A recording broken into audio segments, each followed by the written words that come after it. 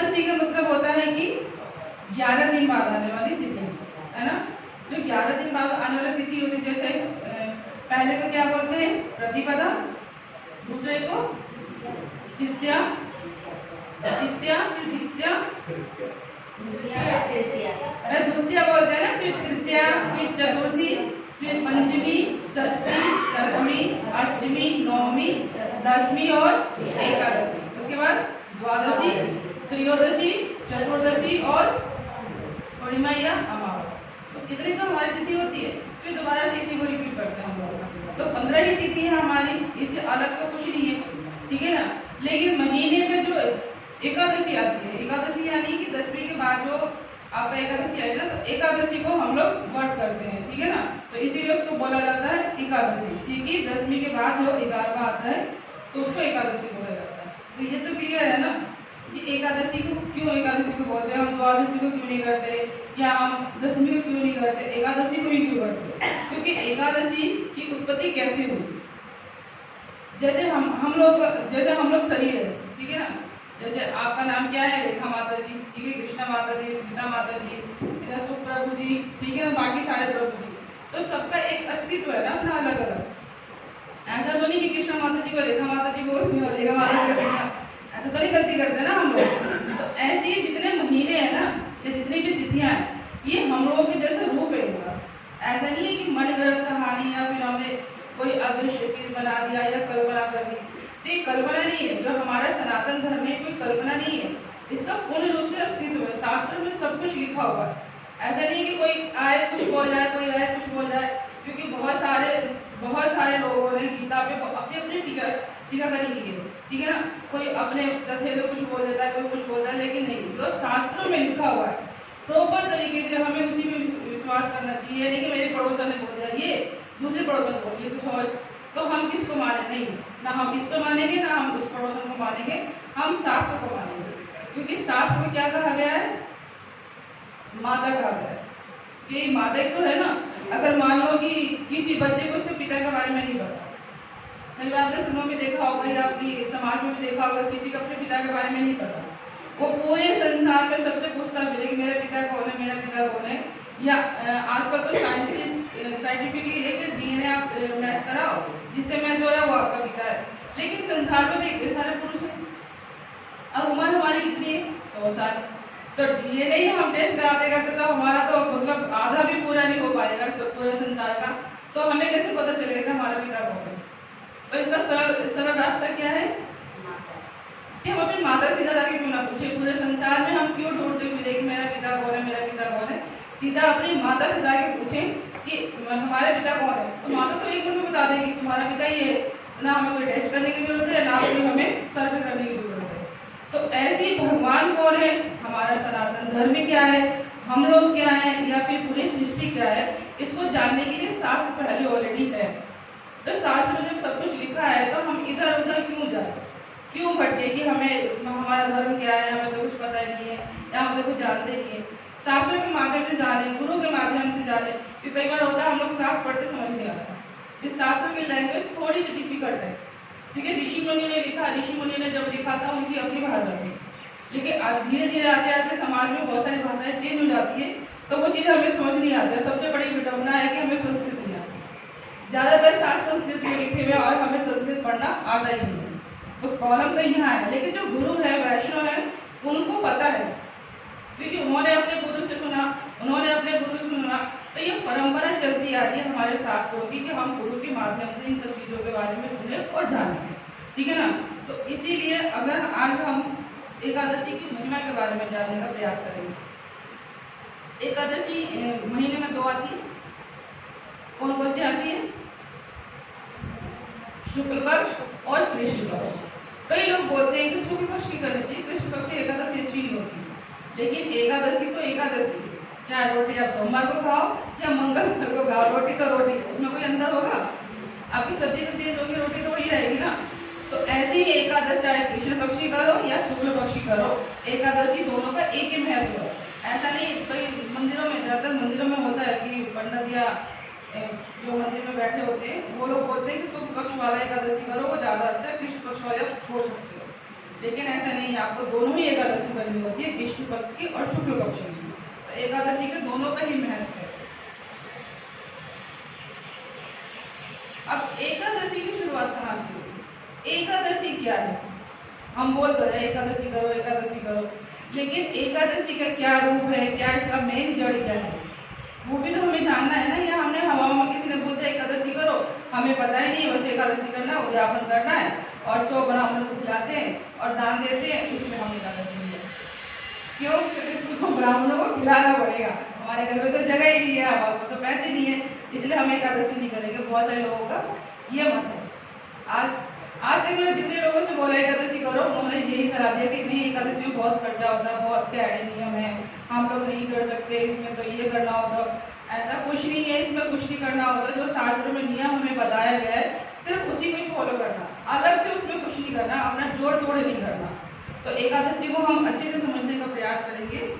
एकादशी का है कि ब्रह्मा जी का एक शंखजंगा नाम का राक्षस हुआ, ये ब्रह्मा जी से उत्पन्न हुआ और इसका पुत्र हुआ मूर करके इसका एक पुत्र हुआ।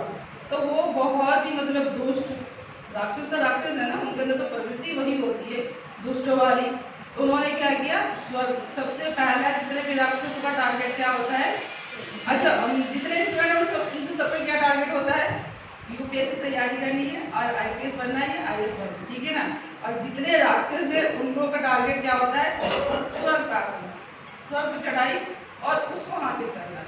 तो इसने भी कोशिश करी स्वर्ग पे आक्रमण करके सारे देवताओं को हरा दिया, इंद्र को भगा दिया, अग्निदेव को भगा दिया, सूर्य देव को भगा दिया, सबको भगा दिया और उसने अपने लोगों को नियुक्त किया।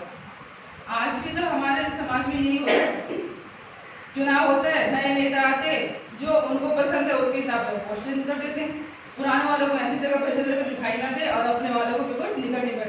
तो ऐसे ही उसने भी किया कि अपने लोगों को नियुक्त किया स्वर्ग में और सारे देवताओं को भगा दिया। सारे देवता त्याग रहे, क्योंकि उनके पास सब कोई काम नहीं, वो जाए भी तो कहाँ जाए, स्वर्ग उनका था, अब स्वर्ग उनका रह नहीं गया, किसी और ने छीन लिया, तो वो लोग क्या करें।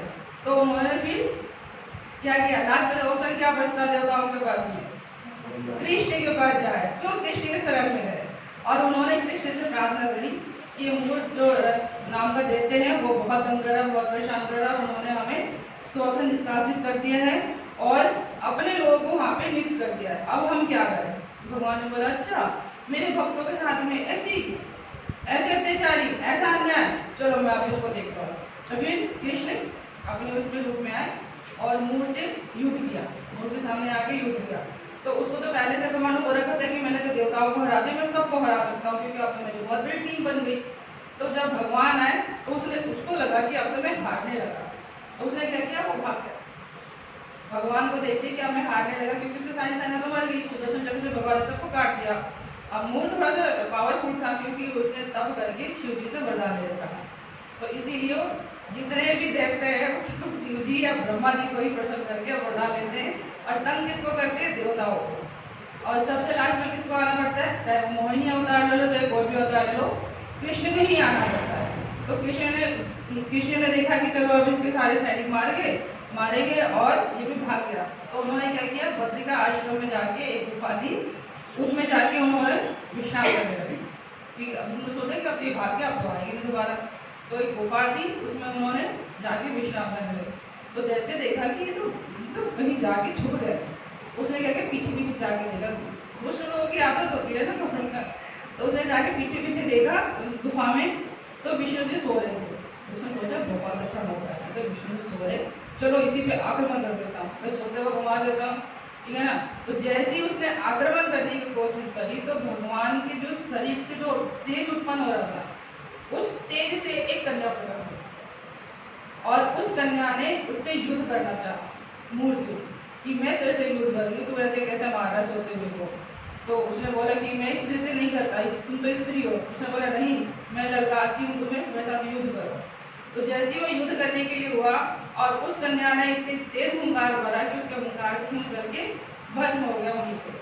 तो उसकी हुंकार की आवाज़ से भगवान उठे, उन्होंने बोला कि अरे मेरा तो जो दुश्मन था वो मर गया और तुम कौन हो, तुम कहाँ से आई। तो उस कन्या ने बोला कि प्रभु मैं आपकी शरण में हूँ, आपसे ही मैं प्रकट हुई हूँ और मैं आपकी ही दासी हूँ, आपके चरणों की दासी हूँ, मैं आपसे प्रकट हुई, मैं आपके शरण में हूँ।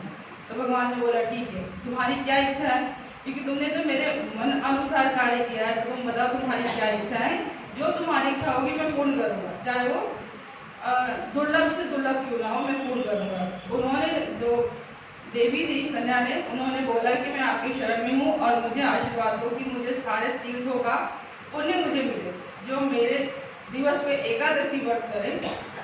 उस दिन एकादशी थी, जिस दिन कन्या प्रकट हुई एकादशी थी, तो सारे देवता भी आ गए, देव भगवान भी आ गए, तो सबने मिलकर उनका नाम एकादशी रखा। ठीक है, तो भगवान को उन्होंने वर मांगा कि एकादशी के दिन जो भी मेरा व्रत करे उसको सारे तीर्थों का फल मिले, सारे उसका जो पुण्य होते सारे पुण्य उसको मिले और सारे पापों का नाश हो जाए। ठीक है, तो भगवान ने व्रत था।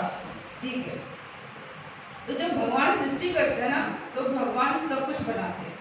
तो भगवान ने सृष्टि में सब कुछ बनाया, उसके साथ में भगवान ने पाप भी बनाया। भाई गलतियां करोगे स्वर्ग और नरक है ना, जैसे हमारे देश में क्या जेल बना हुआ है, जेल की क्या आवश्यकता है, वे सब नियम से तो चलते हैं, तो जेल की तो कोई आवश्यकता नहीं, लेकिन फिर भी सरकार ने जेल बनाया, इसलिए कि कोई उपद्रव करेगा तो उसको उसमें डाला जाए। तो ऐसे ही भगवान ने बोला कि पुण्य बनाया, सब कुछ बनाया, लेकिन अगर ये गलतियां नहीं करेंगे तो नरक तो खाली रहेगा, तो उन्होंने पाप बनाया। पाप में क्या आता है, गौ हत्या, ब्रह्म हत्या, और ये 4 जो हमारे नियम है वो हमारे 4 नियम। ठीक है, तो ये सब पाप में प्रवृत्ति होती है। अब एकादशी को तो भगवान ने आशीर्वाद दे दिया कि ठीक है, एकादशी जो भी करेगा उसके सारे पाप नष्ट हो जाएंगे। अब सभी लोग, सारे देवता लोग एकादशी करने लगे, पुण्य की संख्या बढ़ गई, पाप की संख्या खत्म।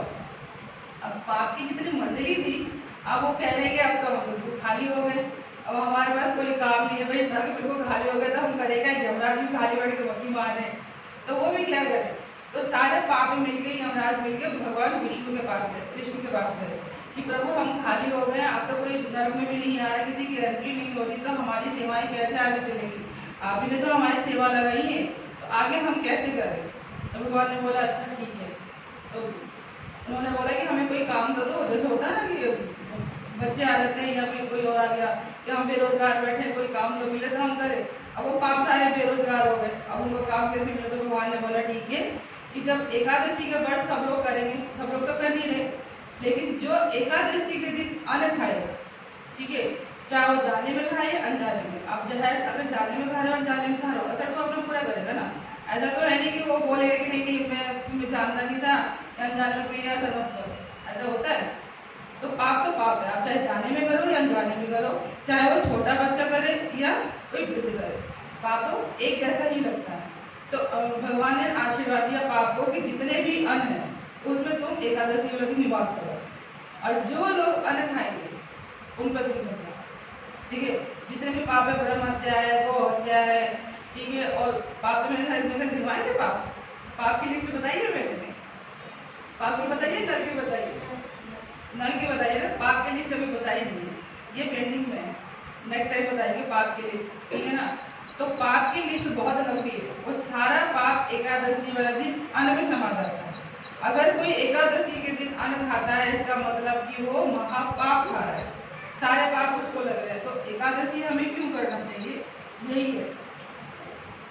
और जो ये एकादशी वाली गुफा है, हम लोग गए थे अभी, हम द्वारका उसमें बद्रीनाथ, क्या बोलते हैं, बद्री आश्रम गए थे ना, बद्रीनाथ। तो ये बद्रीनाथ से थोड़ा सा पहले 5-10 मिनट पहले गुफा है, तो गुफा बहुत सुंदर है, पूरे चारों तरफ पहाड़ी है, और एक छोटी सी गुफा है, उसमें आने का एक तरफ से रास्ता है, जाने का नहीं है। तो उसी में ही एकादशी की मूर्ति बनी हुई है, भगवान की मूर्ति भी बनी हुई है, और गुफा बहुत अद्भुत। तो मैंने कहा था वीडियो डाली हुई थी ग्रुप में, एक छोटी सी गुफा में कीर्तन करते हुए, ध्यान दिया, लेकिन गुफा बहुत सुंदर है, और मतलब वहाँ का जो मौसम है, जो भी है, वो मतलब है, मतलब तीर्थ करने लायक है, जाने लायक है। ऐसी चीज़ें जितने भी हमारे 4 धाम है, कम से कम 4 धाम तो हमें जाने चाहिए, और हम चाहे तीर्थ जाएं या ना जाए, 4 धाम हमेशा हर किसी को जिंदगी में करना चाहिए। जिसने 4 धाम कर लिया, कम से कम उसके जो पिछले पाप थे वो तो नष्ट हो गए, इस जन्म के जब वो गया 4 धाम किया तब तक नष्ट हो गए, आगे वो ना करे, ठीक है, आगे करता है तो दोबारा भी कर सकता है 4 धाम, लेकिन 4 धाम अगर मनुष्य जीवन लिया है तो ये करना कंपल्सरी है, चाहे जैसे भी करे, ठीक है। भगवान बोलते हैं ये हमारा नहीं कथन, तो और यही था। और पद्म पुराण में भी आता है यही सब चीजें कि पाप की वृद्धि हुई और उसके बाद पापों की अपनी अपनी कार्यक्रम शुरू हो गया, ठीक है ना। लोग अन्न खाते गए और फिर नरक में भीड़ होती चली गई, ठीक है।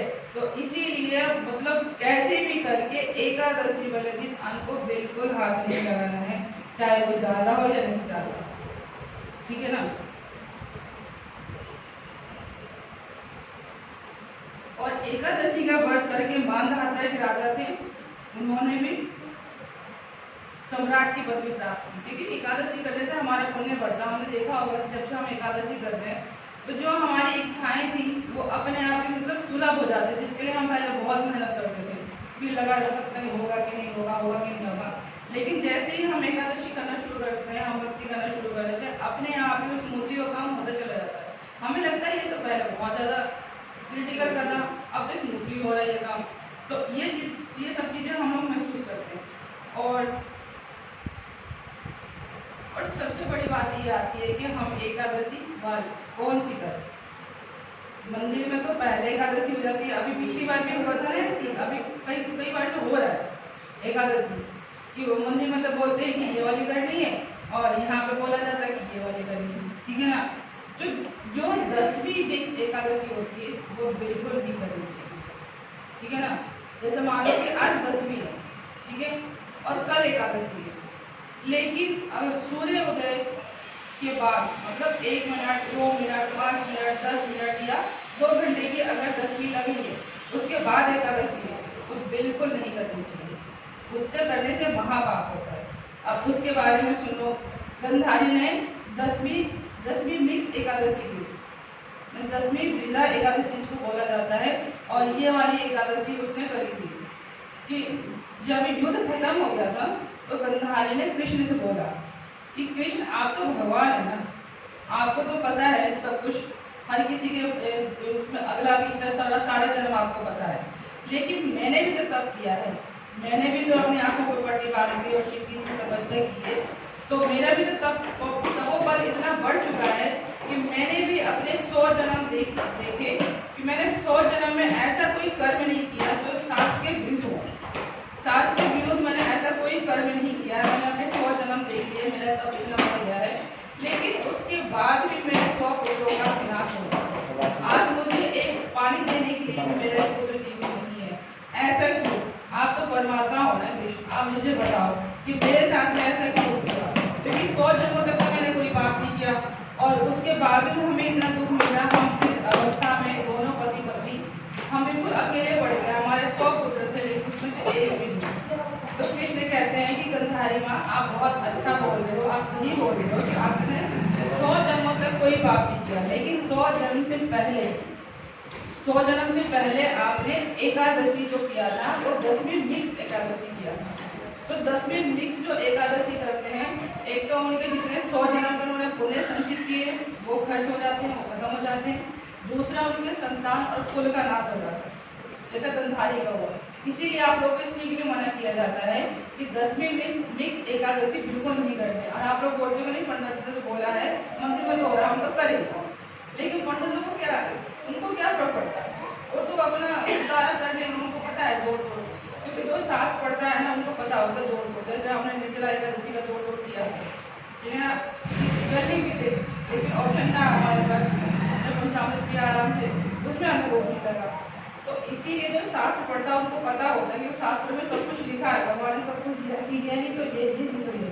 लेकिन आप लोग सुनी सुनाई बातों पे आप लोग को नहीं पता है, और बोला जाता है कि गृह जीवन वाले तो वो 10वीं मिक्स करते हैं, और जो द्वादशी मिक्स एकादशी होती है वो तो सन्यासियों का है, वो सन्यासी बाबा लोग करते हैं, गृह जीवन वाले नहीं करते, गृहस्थी नहीं करते जगह। ये सबके लिए नियम लागू होता है। तो जो शास्त्र बोल रहा है ना उसके ऊपर आप प्रमाण पे भरोसा करो, किसी के कहे सुनने पर नहीं। अगर कोई बोल रहा है तो आप बोलो कि दिखाओ कहाँ पे लिखा हुआ है, कौन से शास्त्र में लिखा हुआ है। ये आपके पद्म पुराण में, अग्नि पुराण में, स्कंद पुराण में, सारे पुराणों में ये सब एक जैसा ही लिखा हुआ है। कि हमें 10वीं मिक्स एकादशी नहीं करनी चाहिए। भगवान इसे बहुत रुष्ट होते हैं और आपके पापों को उजागर करते हैं। जैसे हमने पौधा लगाया, तो हम अगर बबूल का पौधा लगाएंगे तो कांटे तो मिलेंगे, और उसी जगह पे हम आम का पौधा लगाएं, जमीन तो वही है, पानी भी वही है, मिट्टी भी वही है, लेकिन हम आम का पौधा लगाएंगे तो मीठे फल मिलेंगे। तो अंतर इतना ही है कि आप एकादशी कर तो रहे हो लेकिन नियम अनुसार, ठीक है। तो एकादशी जो करनी है वो 10वीं मिक्स एकादशी बिल्कुल नहीं करनी है। जो अगर मान लो कि आपका 10वीं खत्म हो गया, ठीक है, एकादशी आपका पूरे दिन, ठीक है ना, आज मान लो पूरे दिन, और सुबह आपको 5 मिनट का सिर्फ एकादशी है, सूर्य उदय के बाद अगर 5 मिनट की एकादशी है, उसके बाद द्वादशी है, तो वो आप कर सकते हो, क्योंकि एकादशी और द्वादशी दोनों ही भगवान प्रसन्न है। अगर आपका एकादशी नहीं भी है, अगर द्वादशी कर लिया तो भी एकादशी का फल आपको मिलेगा, क्योंकि इन दोनों से भगवान प्रसन्न होते हैं। कई लोग द्वादशी भी करते हैं, एकादशी के साथ साथ द्वादशी भी करते हैं। तो द्वादशी और एकादशी, द्वादशी और त्रयोदशी, ये तीनों से भगवान प्रसन्न होते हैं, ठीक है। तो इसीलिए हमें इन तीनों को ज्यादा महत्व देना चाहिए। 10वीं मिक्स एकादशी कभी नहीं करना, ठीक है, ये क्लियर हो जाना चाहिए आप लोगों को, फिर बाद में भी दोबारा कभी आपकी गलती ना हो, ठीक है। तो गंधारी ने भी यही किया था, इसके वजह से उसके कुल का नाश हो गया।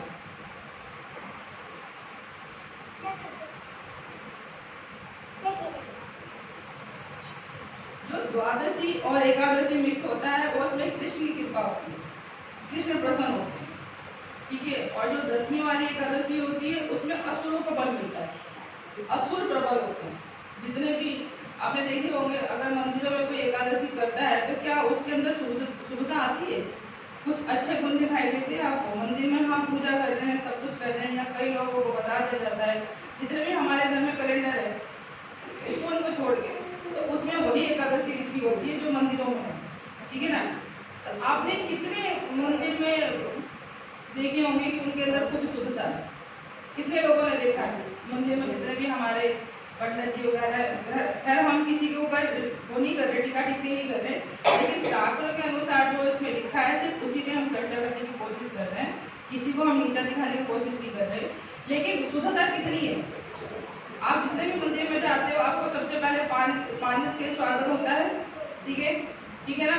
उसके बाद फिर जितने भी चाट पकौड़े की दुकान है वो सब मिलते हैं, ठीक है ना, पंडित जी मिल जाते हैं, ठीक है। तो इसीलिए हमें वो काम करने हैं कि जिससे हमारे अंदर शुद्धता उत्पन्न हो, हमारी भक्ति उत्पन्न हो, ठीक है ना। तो जब तक शुद्धता और भक्ति उत्पन्न नहीं होगी तो हमारे जो पुण्य है वो कैसे प्रबल होंगे, ठीक है ना। तो पुण्य हमें अपने क्षय नहीं करने, खत्म नहीं करने, हमें बढ़ाने, तो हमें वो कार्य करने हैं जो कृष्ण बोल रहे हैं, ठीक है ना। कई वेदों में लिखा हुआ है कि हमें 10वीं मिक्स एकादशी करना चाहिए, लेकिन वेदों के अनुसार नहीं चलना चाहिए। हम लोग जो हमारा वैष्णव संप्रदाय है वो वेदों के उसमें से नहीं है, ठीक है, शास्त्रों के आधार पे जो कृष्ण बोल रहे हैं उसके आधार पे। तो इसीलिए 10वीं मिक्स एकादशी नहीं करनी चाहिए, द्वादशी और त्रयोदशी मिक्स एकादशी करनी चाहिए। और द्वादशी के दिन अगर मान लो आपने द्वादशी को पढ़ रखा है, अब त्रयोदशी को पालन कर सकते हो, उसमें कोई भेद नहीं है, ठीक है ना। पारण आप दूसरे दिन कर सकते हो, और हर एकादशी का पारण अलग अलग टाइम होता है, एक जैसा नहीं होता, किसी में कम होता है, किसी में ज़्यादा होता है, किसी में 2 घंटे, किसी में 3 घंटे, किसी में 5 मिनट, इस पर 10 मिनट का टाइम होता है, ठीक है ना। तो ये सब चीज़ें हमें बहुत ध्यान देने की जरूरत है कि हमारा जो व्रत है वो खंडित ना हो।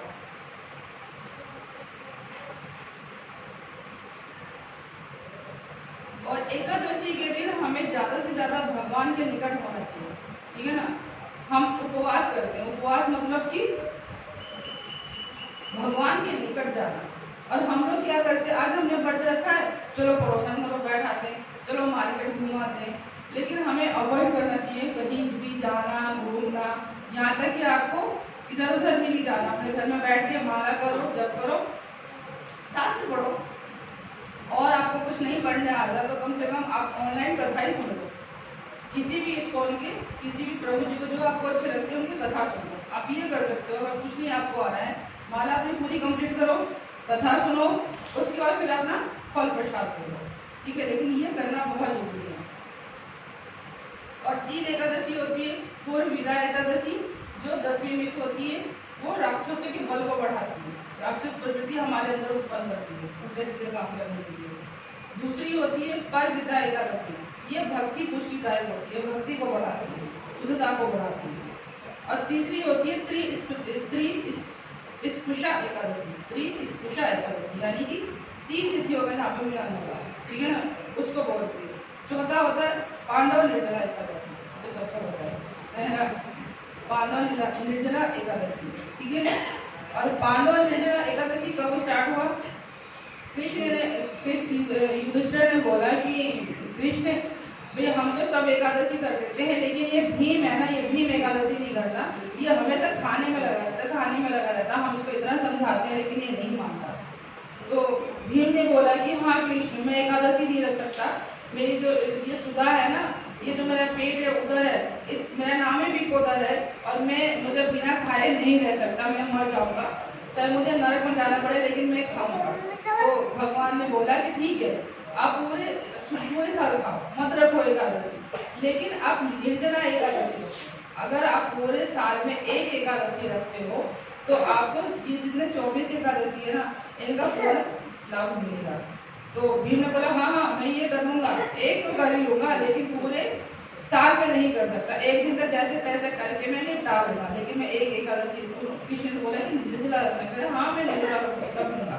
तो इसीलिए इसको पांडव निर्जला एकादशी बोला जाता है, ठीक है। ये तब शुरू हुआ था। और एकादशी का अमरीश महाराज की कहानी तो सबको पता ही है। पूरे विश्व के पहले तो पूरे विश्व के सम्राट होते थे ना, राजा वगैरह होते थे, पूरे विश्व के राजा थे अमरीश महाराज। लेकिन अमरीश महाराज जितने भी पूजा पाठ का काम होता था वो स्वयं करते थे, वो किसी के हाथ से नहीं कराते थे।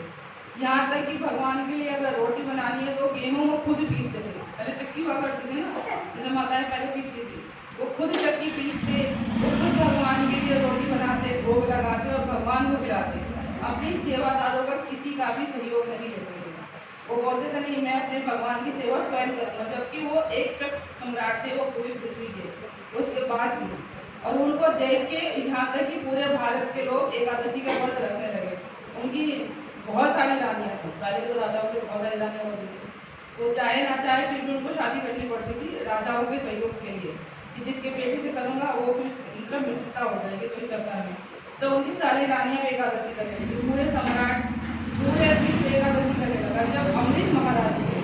यहाँ तक कि चाइना के लोग जो थे, चाइना के लोग भी इम्प्रेस होके कि भाई वो जो हमारा जो भारत है यहाँ पे मतलब व्यापार बहुत अच्छा हो रहा है, तरक्की बहुत अच्छी हो रही है, लोग मतलब बहुत उन्नत हो रहे हैं, पैसों की कोई कमी नहीं है, तो ये लोग क्या कर रहे, तो जो चाइना वाले तो हमारे भारत है देखने के लिए ये क्या कर रहे हैं। फिर उन्होंने देखा कि सब एकादशी करते हैं, तो उन्होंने भी जाके एकादशी करनी शुरू कर दी कि अच्छा इससे ये प्रबल हो गए तो हम भी करेंगे, तो हम भी प्रबल हो गए, ठीक है ना। तो उस टाइम पे अमरीश महाराज ने एकादशी सबको करना शुरू किया। उसके बाद जब पारण करने का समय होता था तो पहले होता था ना ऋषि मुनियों को पहले खिलाते, आजकल तो क्या है ठीक है सुबह उठे नहाए और खा लिए, कौन किसको दे रहा कौन किसको पूछ रहा है ना। लेकिन पहले के लोग थोड़ा नियम पालन करते थे कि पहले ब्राह्मण को खिलाना है, पहले भोग बनाना है, ब्राह्मण को खिलाना है, वो पा लेंगे, उसके बाद फिर हम लोग खाते हैं, पूरा परिवार खाता है, तो पहले के नियम था। तो अमरीश महाराज ने भी दुर्वासा ऋषि को बुलाया और सारे जितने भी ब्राह्मण वगैरह थे, पंडित वगैरह थे, उन सबको बुलाया। दुर्वासा ऋषि मेन थे उस टाइम पे, तो दुर्वासा ऋषि अपने 10,000 शिष्यों के साथ में आए। फिर उन्होंने सोचा कि मैं थोड़ा मतलब आचमन वगैरह कराता हूँ, जैसे नदी में होता है ना, मैं दूर से चल के आ थोड़ा आचमन कराता हूँ, थोड़ा स्नान कराता हूँ, उसके बाद फिर मैं आके भोजन ग्रहण करूँगा। होता था पहले के जितने भी ऋषि वगैरह होते थे, कहीं भी जाते थे तो पहले वो लोग फ्रेश होते थे। हमारे घर में भी कोई आता तो फ्रेश होता है, लेकिन अब नल लगा हुआ है, उस टाइम पे लगी थी। तो दुर्वासा ऋषि चले गए, लेकिन वो थोड़े लेट हो गए। जैसे अब हमें 10 मिनट का टाइम मिला था मुहूर्त का, तो उस टाइम पे समय थोड़ा सा कम था, तो दुर्वासा ऋषि लेट हो गए। और इधर जितने भी ऋषि मुनि या जो भी ब्राह्मण थे उन्होंने बोला कि मुहूर्त निकल रहा है राजा जी, हम क्या करें। तो उन्होंने बोला कि बताइए आप इसका क्या उपाय किया जाए, क्योंकि आप लोग ज़्यादा गुणवान हो, ज़्यादा ज्ञानी हो, तो बताओ। तो उन्होंने बोला कि दुर्वासा ऋषि जब तक नहीं आ रहे आप पानी से पारण कर सकते हैं। अगर आप पानी पीते हैं तो पारण भी हो जाएगा और पारण भी नहीं होगा, आपको दोष भी नहीं लगेगा। तो जैसे ही उन्होंने पानी पीना शुरू किया, दुर्वासा ऋषि झट उसी टाइम पे आ गए और उन्होंने देख लिया। और उनका जो पारा था दुर्वासा ऋषि की जग जाहिर है, सारे शास्त्रों में लिखा हुआ है कि जितने वो उग्र थे उतना उग्र मतलब कोई नहीं है उनके, मतलब हर मिनट में उनका श्राप हाथ में रखा जाता है, कमंडल लेके दे श्राप उनका खास सिस्टम। तो उनको एकदम से क्रोध आया कि इन्होंने मुझे बुलाया और मेरे आने से पहले ही इन्होंने प्रसाद पा लिया, ऐसे कैसे, तो मेरा घोर अपमान हो गया। ऐसे ही कृष्ण और रुक्मणी की कथा में भी आती है कि जब कृष्ण ने और रुक्मणी ने इनको बुलाया था तो इन्होंने बोला कि मेरे लिए जल भर के तुम दोनों लेकर आओ और बिना घोड़े का। और जब गुजरात में आप जाओगे तो पता चलेगा गुजरात की गर्मी क्या है, तो गर्मी कुछ भी नहीं है। गुजरात में ऐसी हवाएं चलती हैं बिल्कुल कह नहीं सकते।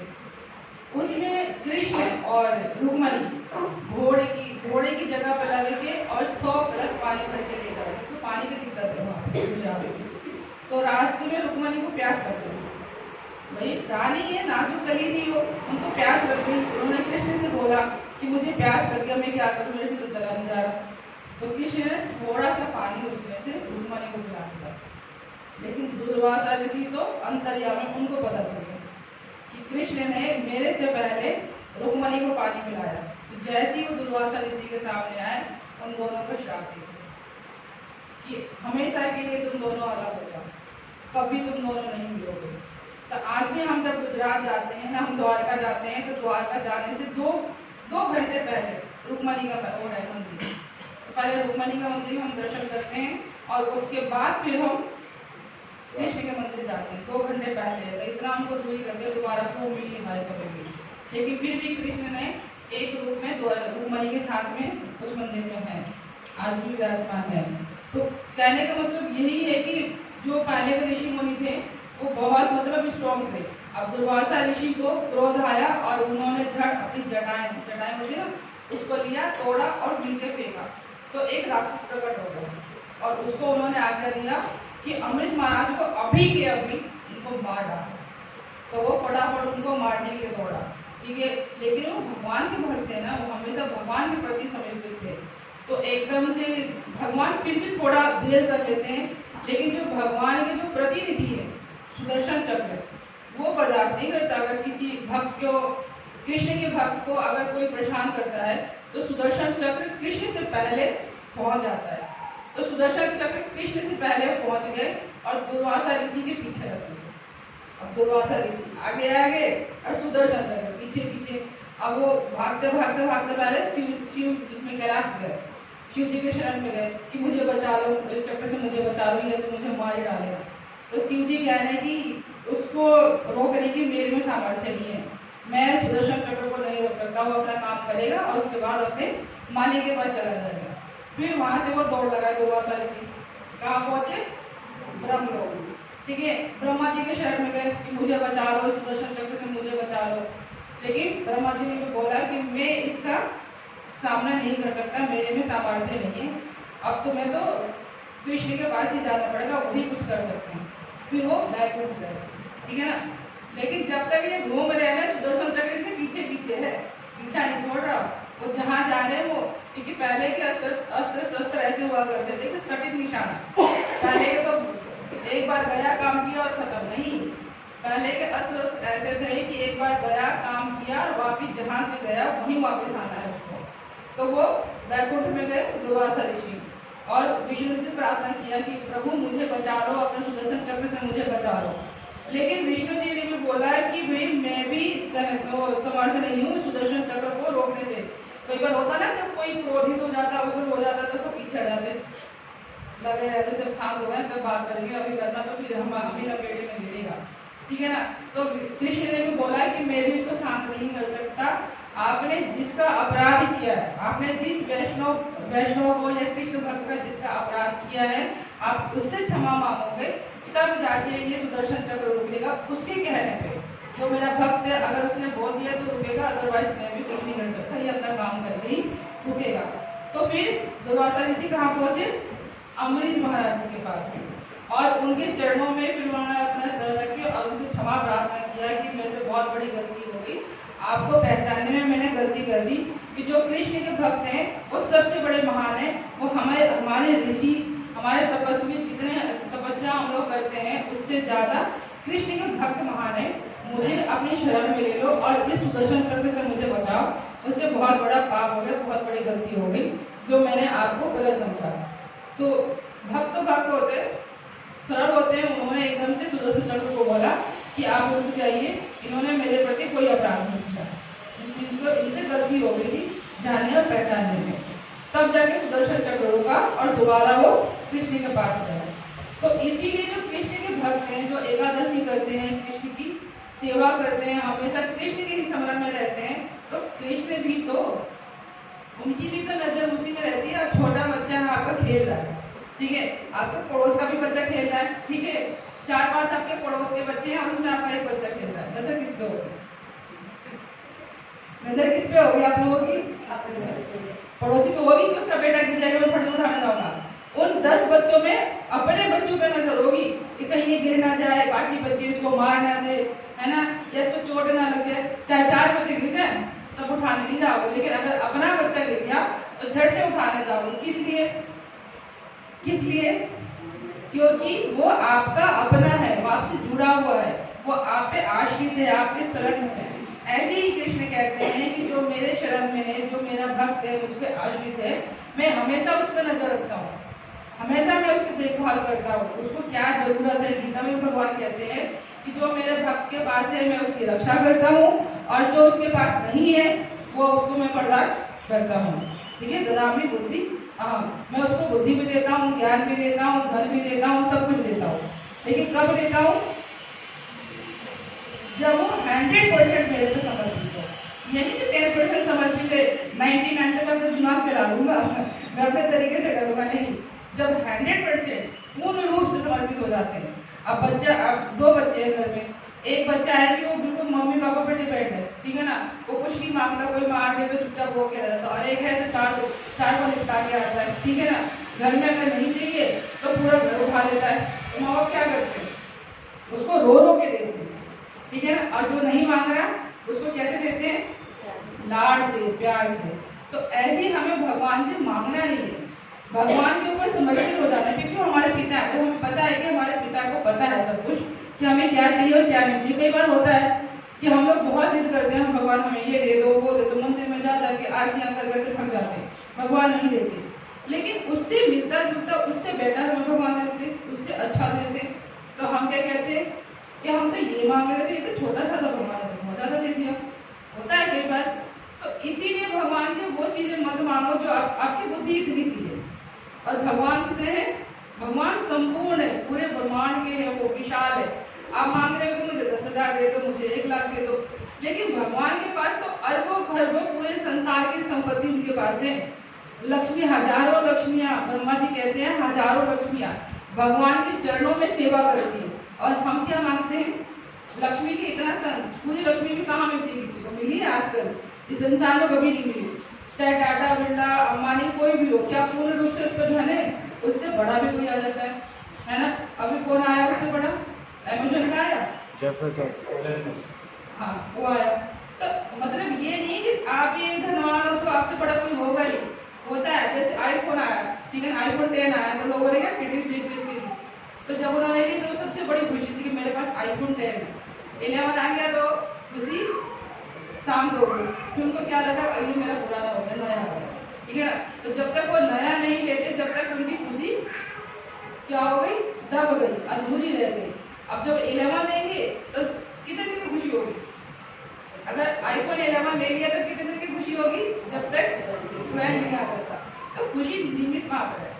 ऐसे ही हम भगवान से कुछ भी मांगते हैं तो वो लिमिट में आता है। आज नहीं तो कल खत्म हो जाएगा, लेकिन आप वो मांगो ना कि आपको जन्मों जन्मों तक मिले। हम आज तरस रहे हैं कि हमारे पास ये नहीं है, हमारे पास वो नहीं है, ले हमने पिछले जन्म में कुछ ऐसा किया जो इस जन्म में मिल रहा है। दुख तो हमें भर भर के मिल रहा है, हम भगवान को मांगते नहीं है भगवान हमें दुख दे दो, फिर भी हमें मिल रहा है। ऐसे क्यों? वे सुख तो मांग रहे हैं हम, लेकिन हम दुख नहीं मांगते। तो सुख अगर हमें थोड़ा सा मिलता है तो उससे डबल तो दुख आ जाता है ना। अगर मान लो कि हमें गोलगप्पे, माता को ले लो, गोलगप्पे खाने का मन करे, इच्छा हो जाए कि भगवान गोलगप्पे नहीं मिले, गोलगप्पे भगवान ने गोलगप्पे दे दिए, करके खराब, वो कितने दिन की खुशी रहेगी, है ना। तो ये जो छोटी छोटी हमारी खुशियां है ना, हमें लगता है कि पूरे ब्रह्मांड में बस इतनी खुशियां रह गई है, लेकिन इससे भी बहुत बड़ा ब्रह्मांड है, इससे भी बड़ी बड़ी खुशियां है। ज्यादा लोग क्या मांगते हैं? एक छोटा सा घर हो जाए, है ना, छोटी सी नौकरी हो जाए, 2 बच्चे हो जाए, लेकिन उसके बाद क्या, घर हो गई, बच्चे हो गए, नौकरी हो गई, उसके बाद क्या, उसके बाद भी तो कुछ है ना, घर बनाओ, बच्चे पालो, उसमें भी लगे रहो, तो मेहनत तो देखो हर जगह। तो इसीलिए अगर भगवान को अपना बनाना है और भगवान से सब कुछ पाना है, अब मान लो अंबानी की बेटी है, अंबानी का बेटा है, उसने कौन से ऐसे काम करके पैदा होती जो अरबों खरबों उसके हाथ में है, और यहाँ पे देखो लोग इतनी मेहनत कर रहे हैं, उसके बाद भी एक दिन के 500 रुपये मुश्किल से कमा पाते हैं, है ना। तो ऐसे क्या हुआ, कभी हमने सोचने की कोशिश करी उन्होंने ऐसे क्या किया और हम लोगों ने ऐसे क्या किया, जो हम यहाँ है वो वहाँ है। भाई जब वो पैदा हुए तो वही सूर्य था, वही चंद्रमा थी, वही नक्षत्र था, ये अलग से उन्होंने नक्षत्र परिवर्तन कर दिया, ये अलग से उन्होंने एक बना दिया आसमान में, अलग से उन्होंने तारे वारे बना दिए, वही तो है जिसमें हम पैदा हुए। तो वो अलग कैसे और हम अलग कैसे, कुछ तो कारण है, वो कारण हम लोग जानने की कभी कोशिश नहीं करते, दिमाग नहीं चलाते, मांगने में लगे हुए ना, मांगने से दिमाग हटे तो तब तो हम कुछ सोचे, हम उसी में उलझे हुए। भगवान ने दे दिया, बच्चे दे दिए तो बच्चे में उलझ गए, ठीक है ना, व्यापार दे दिया तो व्यापार में उलझ गए, परिवार दे दिया तो परिवार में उलझ गए, है ना।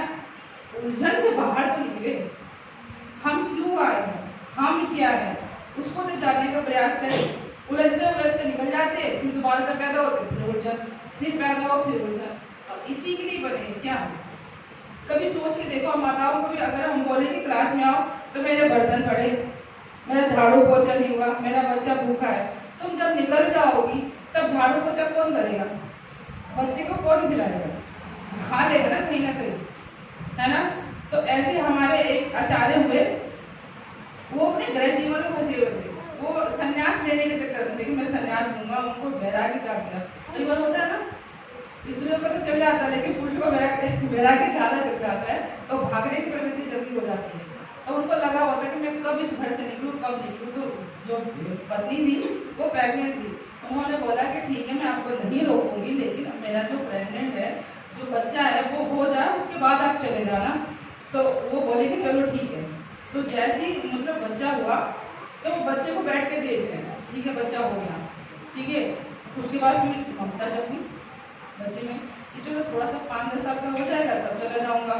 तो इतने लोग बैठ के जब माला कर रहे थे, नाम मुझे याद नहीं आ रहा, जो हमारे आचार्य थे वो बैठ के जब माला कर रहे, इतने में एक छिपकली दीवार पे थी, छिपकली का अंडा गिरा, उसमें से छिपकली का बच्चा निकला, माँ के ऊपर ही बच्चा नीचे गिरा।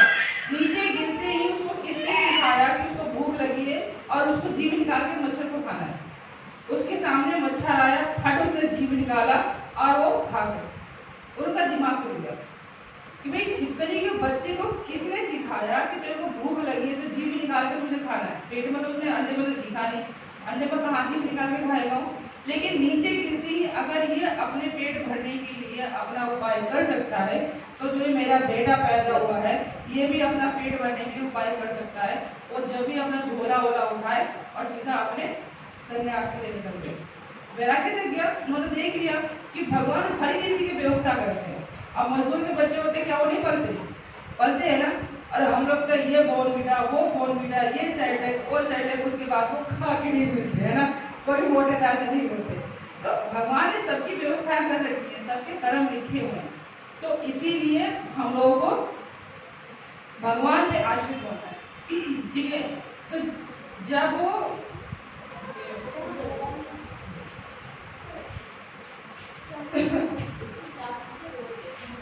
जब वो कुछ साल बाद वापस अपने गाँव में आए, क्योंकि उनके जाने के बाद उनकी उनकी पत्नी थी, उन्होंने भी वियोग मतलब बर्दाश्त किया और कभी कभी उन्होंने भी अपना शरीर त्याग किया।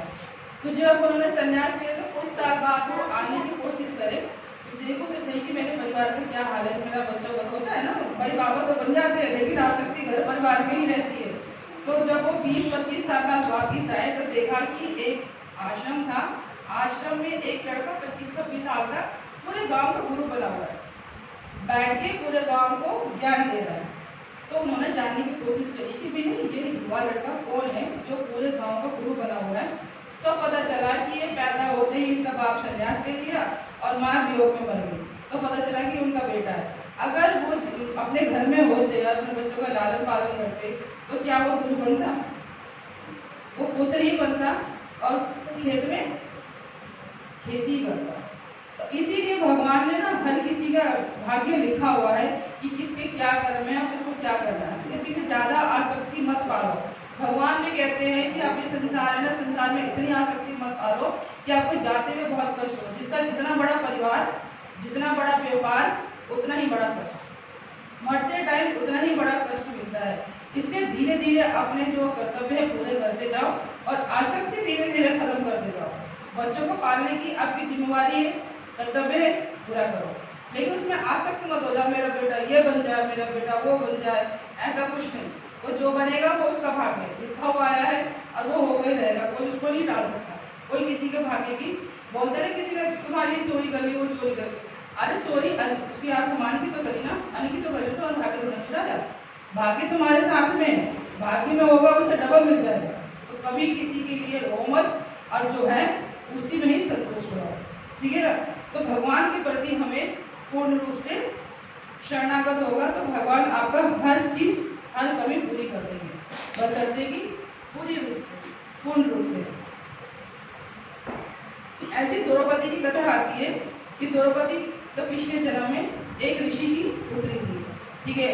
तो पैदा होती महाभारत की, पिता ऋषि थे, वो अपने जब तक में लगे रहते थे।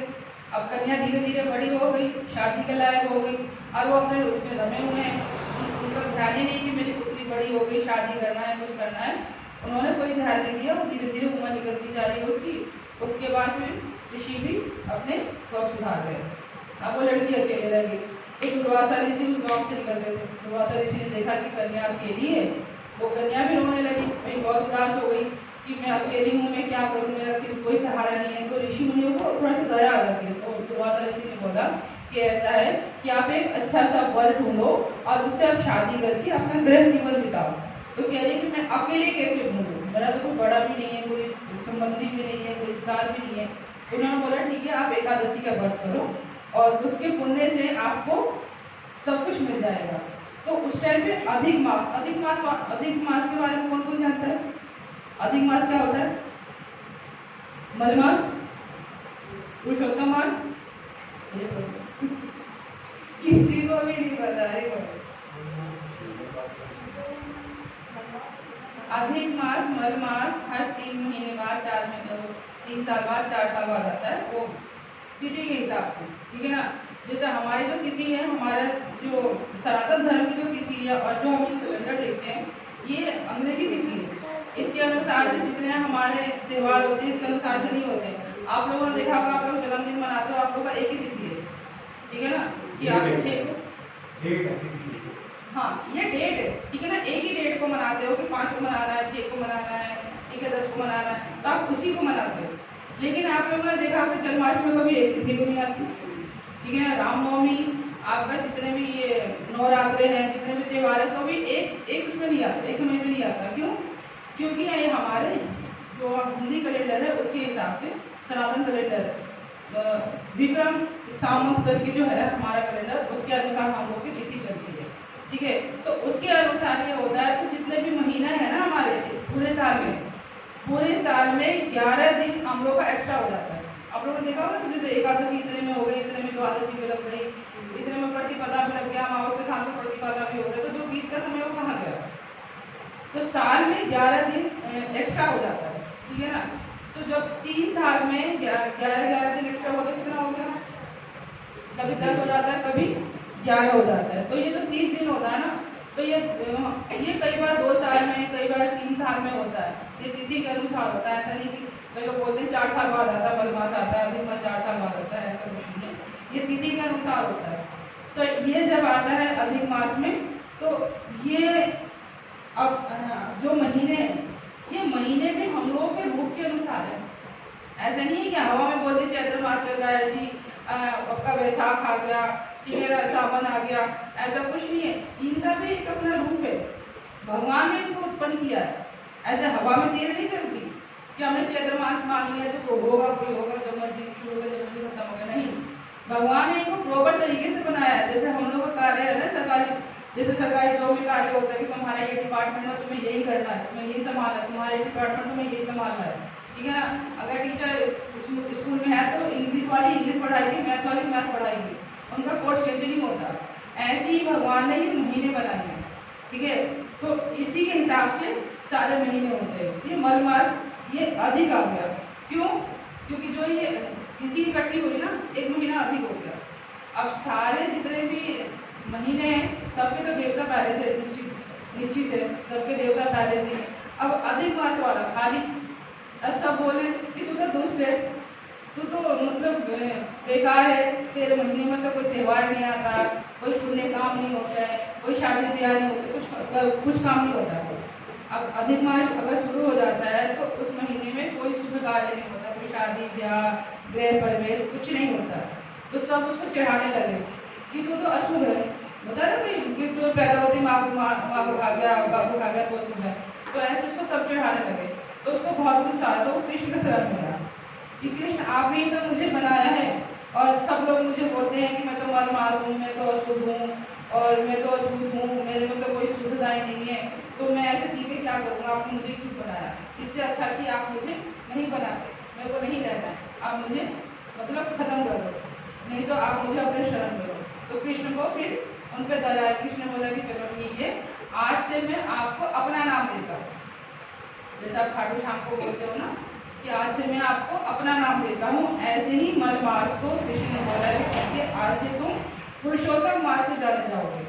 तो उसको हम लोग पुरुषोत्तम मास बोलते हैं। और उसको आशीर्वाद दिया कि इस महीने में जितने भी अगर जब तक कोई करता है, पुण्य का काम करता है, तीर्थ करता है या कोई शुभ कार्य करता है, शादी ब्याह को छोड़ के भक्ति से मतलब रिलेटेड अगर वो करता है तो और महीने में 1% मिलेगा, लेकिन अगर पुरुषोत्तम मास में करता है तो उसको 1000 गुना फल मिलेगा।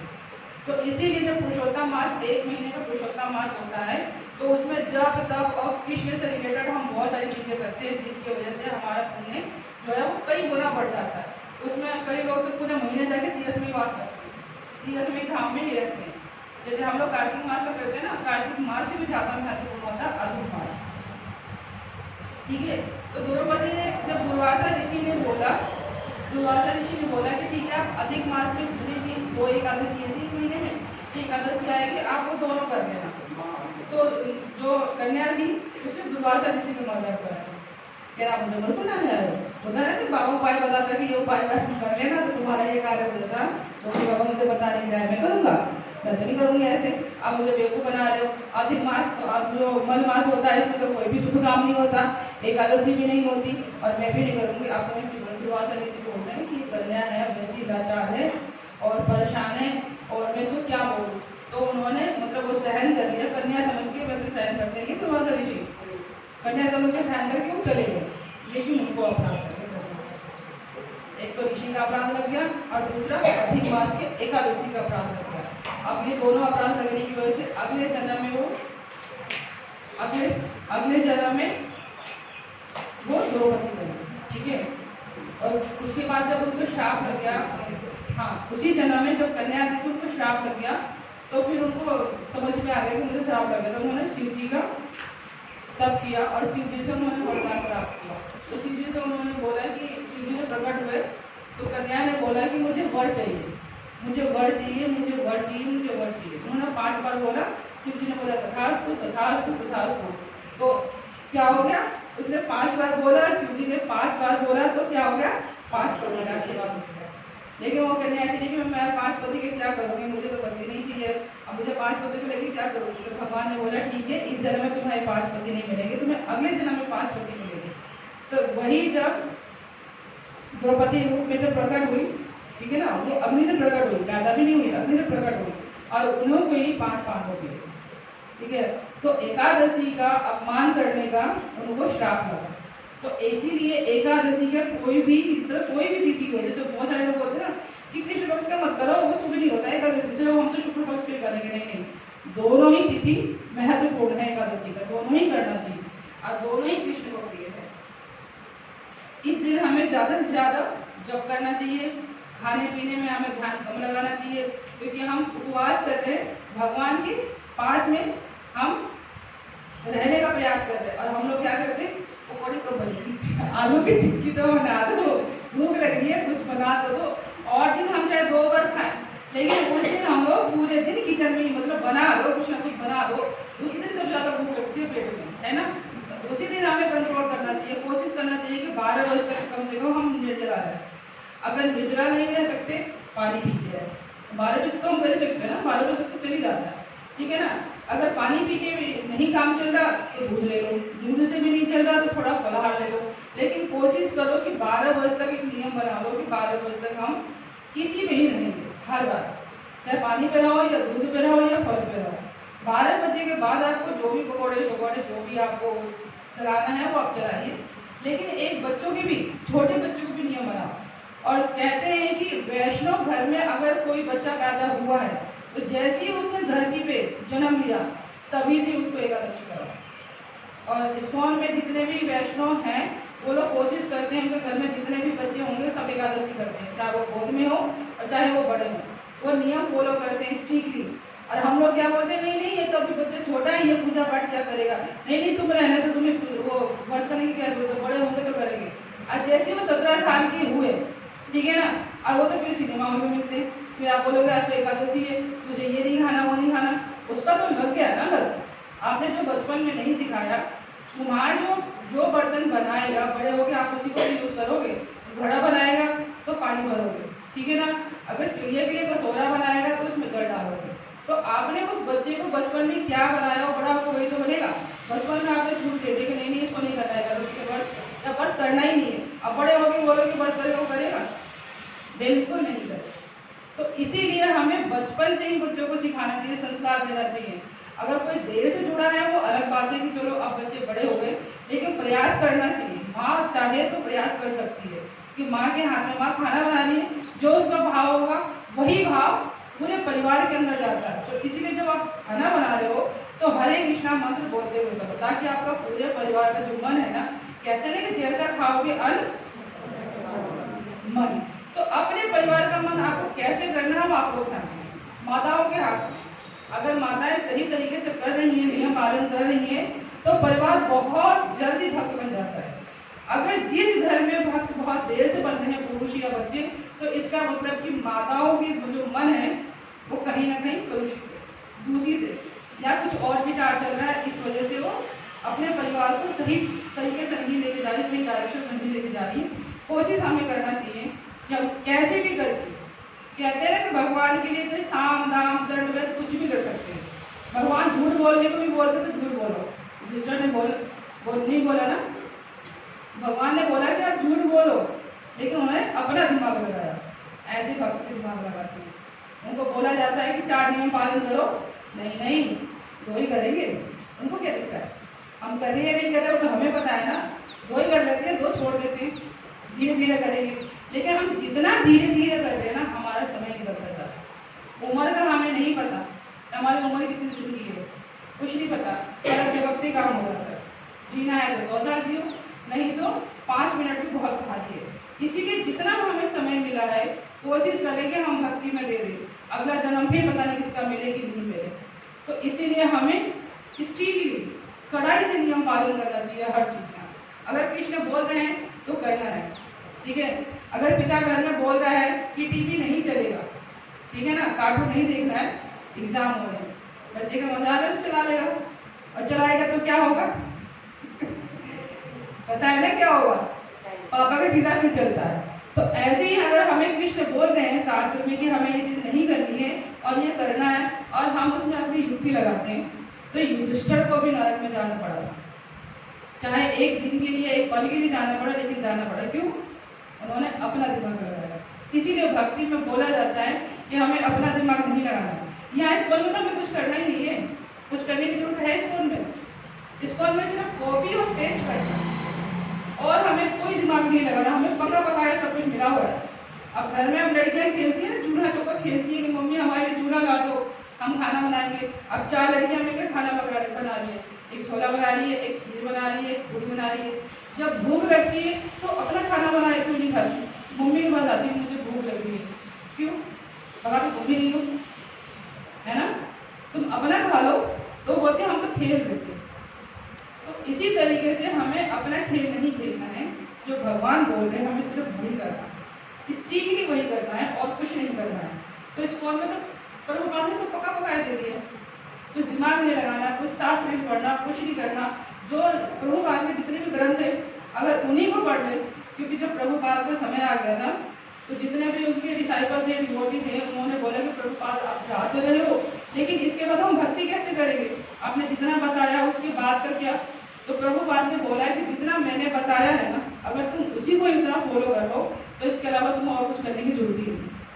ठीक है, तो उनके जाने के बाद जितने भी उनके डिवोटी थे उन्होंने क्या किया, अलग से दिमाग लगाया, जितना वो लिख के गए थे, जितना उन्होंने बताया उतना ही तो किया। और इसको इतना आगे बढ़ रहा है, सभी देशों में फैल रहा है।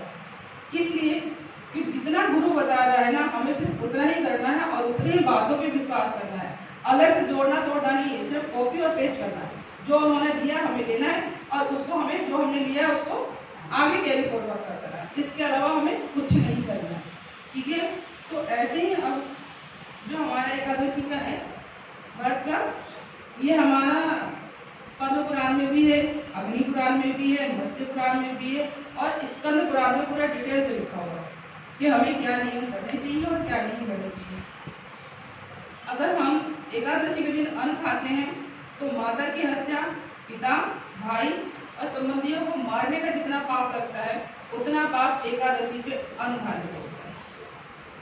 ठीक है, अगर हमने किसी की हत्या कर दी उसके बाद क्या होता है, केस चलता है, उसके बाद अगर हत्या का बदला हत्या ही होता है, फांसी तो होती है। कितने सारे लोगों को फांसी होती है, मारने का फांसी हुआ।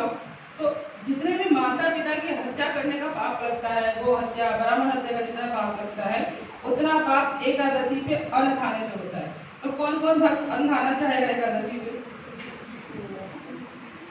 ठीक है, टाइम कितना हमारे पास अभी?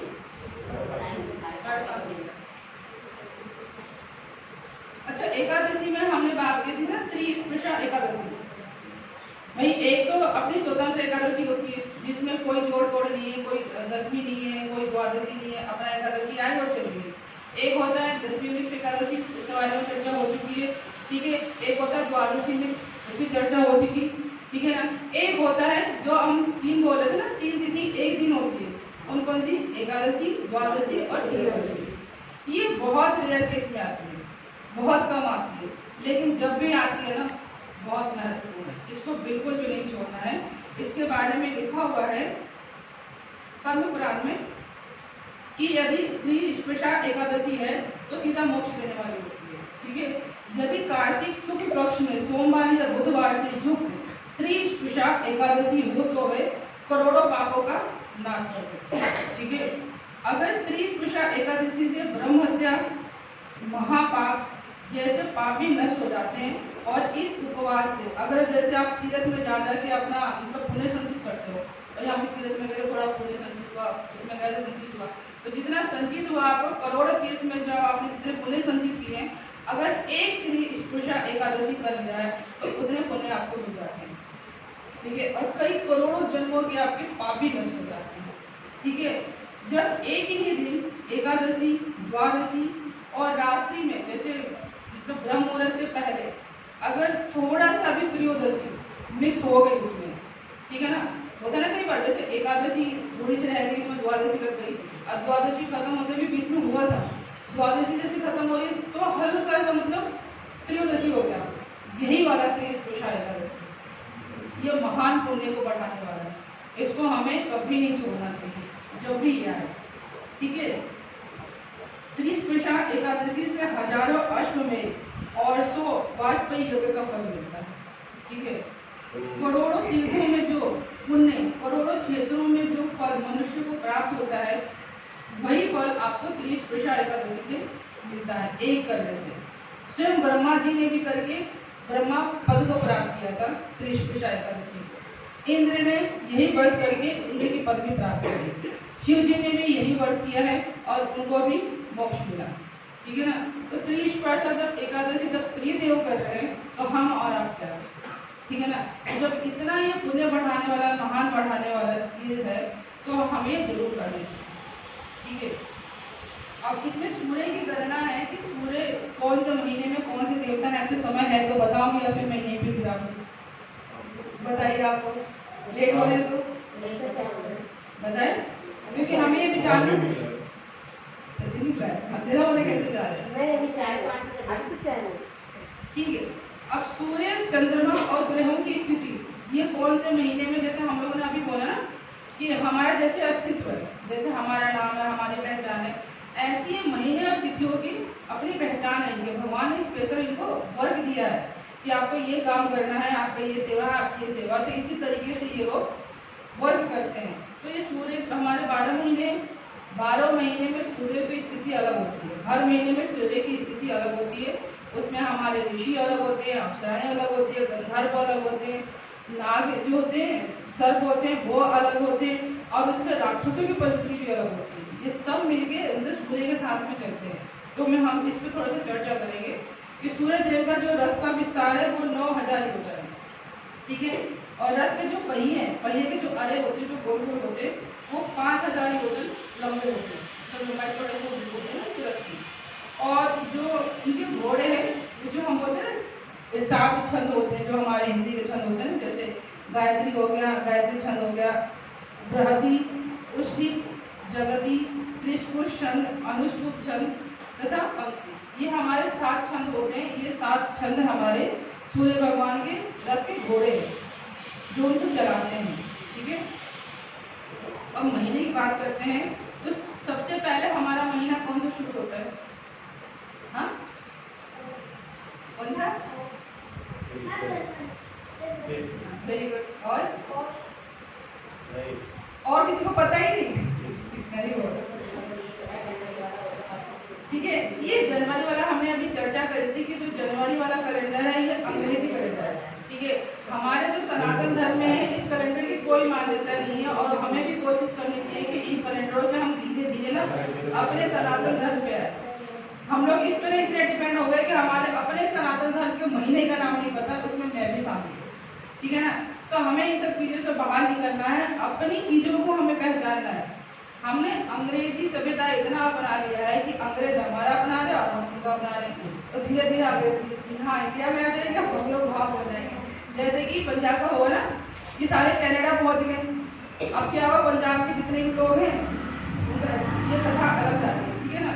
तो ऐसे ही हमारे महीना है, तो महीनों का हमारे जितने देवता हैं इनके जुड़े। अब सबसे पहले हमारा जो भी नया साल शुरू होता है चैत्र मास से होता है, ठीक है ना। हिंदी कैलेंडर के अनुसार चैत्र मास से हमारा महीना शुरू होता है।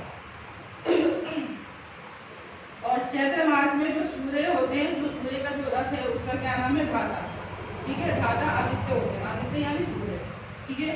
और ऋतु स्थला अप्सरा होती है उनके साथ में, और पुरुषवा ऋषि होते हैं, और वासुकी नाग होते हैं, ठीक है। और वैशाख, ये क्या क्या आगे करते हैं हम चर्चा करूँगी। वैशाख मास में सूर्य रथ पर अर्यमा आदित्य होते हैं। अर्यमा के बारे में मैंने पहले बताया था। अर्यमा कौन है? पितरों के जो बड़े होते हैं, ठीक है ना, अर्यमा। और पुलह ऋषि हैं, कुंजिक स्थला अप्सरा है, और नारद गंधर्व इस पर विराजमान होते हैं। जो उनका रथ है ना, उस रथ के ऊपर हर महीने में अलग अलग देव होते हैं, अलग अलग अप्सराएं होते हैं, अलग अलग ऋषि होते हैं, ठीक है ना। हर महीने में अलग चीज होता है। ऐसा नहीं है कि पूरा 12 महीने एक जैसा चल रहा, हम तो एक जैसे करते हैं, हर महीने में एक जैसा खा रहे, एक जैसा सो रहे, एक जैसे ही जब कर रहे वाला नहीं कर रहे, ठीक है ना।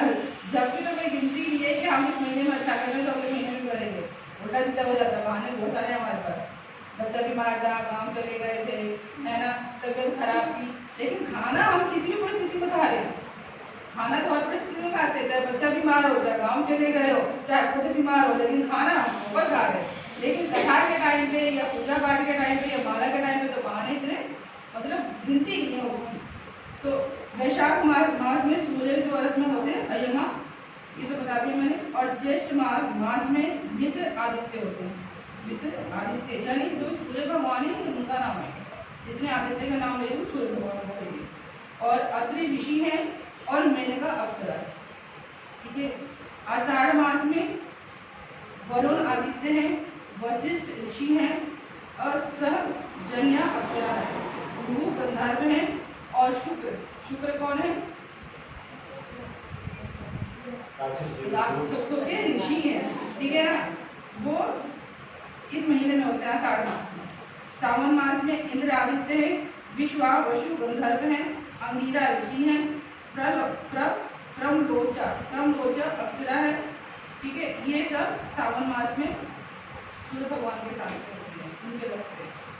भाद्र मास में विवस्वान आदित्य होते हैं, अनुमलोचा अप्सरा होती है और भृगु ऋषि होते हैं। ठीक है, अश्वनी मास में पूषा आदित्य होते हैं, धाता और गौतम ऋषि हैं, सुशील और धृताची अप्सरा निवास करते हैं।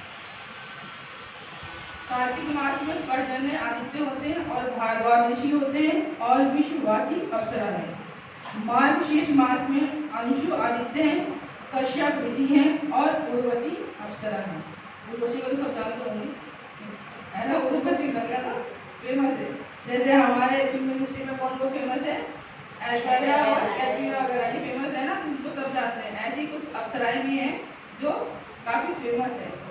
माघ मास में त्वष्टा आदित्य हैं, जमदाग्नि ऋषि हैं और त्रिलोचमा अप्सरा है।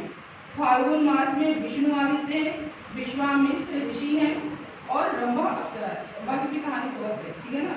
हम ये सूर्य के साथ में निवास करते हैं। ठीक है, ये 12 महीना हो गया और 12 ऋषि हो गए आदित्य के साथ में। हर महीने वही होता है ना कि अगर डिपार्टमेंट अलग है तो जैसे IPS है 2 साल में पोस्टिंग होती रहती है, कोई एक जगह नहीं टिके। क्यों? क्योंकि उसको उसके अंदर आसक्ति हो जाएगी। ऐसे हमारे स्कूल में सेवाएं भी है। ऐसा नहीं कि एक बार सेवा मिल गई तो उसी में टिके रहेंगे। यहाँ सेवाएं अगर लगता है कि सेवा में परफेक्ट होगा, सेवा मतलब क्या?